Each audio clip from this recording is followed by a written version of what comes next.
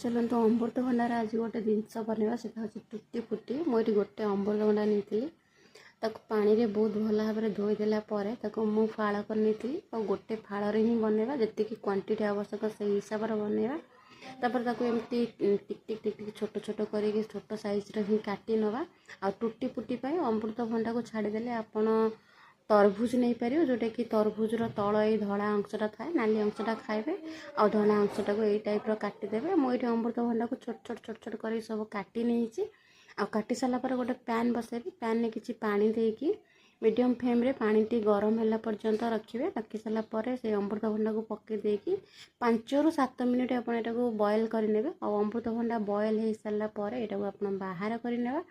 बाहर कर सारापर आउ किसी पानी दबा आ पानी देकी आपन जति मीठा क्वांटिटी दरकार से हिसाब से चीनी देवे मुझे 2 चामच चीनी देकी 5 मिनिट चीनी सीरा को बने देती जोटा कि टिके फुटिला परे आमे जोटा बॉयल करी रखिथिबा अमृतभंडा को आमे सेथरे देदबा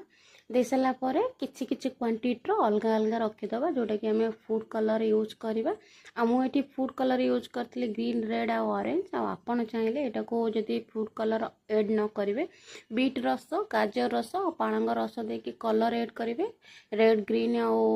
येलो आपनकर जो कलर पसंद सेटा ऐड करेंगे मुझे 3टा कलर ऐड करती कलर क्वांटिटी टिके अधिक हो जाता आप कम कलर क्वांटिटी ऐड करके यहाँ को बहुत भल भाव मिक्स करदे मिक्स कर सारा पर देखिए बहुत ही सुंदर देखा जाउथबो आ पिला मानक पई भी बहुत भल खाइबा पई किंतु जेहेतु मुझे कलर ऐड करिछि आपण नॉर्मली कलर ऐड न करके कले पिला माने खाइले बहुत भल थाए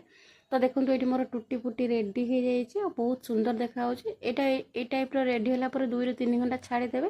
तापर गोटे खरारे सुखेदेवे खरार सुखेले रेडी हो।